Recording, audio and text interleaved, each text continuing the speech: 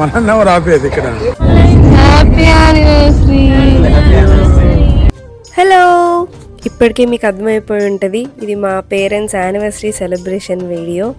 మా ఊళ్ళోనే నైట్ ఇలా కేక్ కటింగ్ ప్లాన్ చేసాం.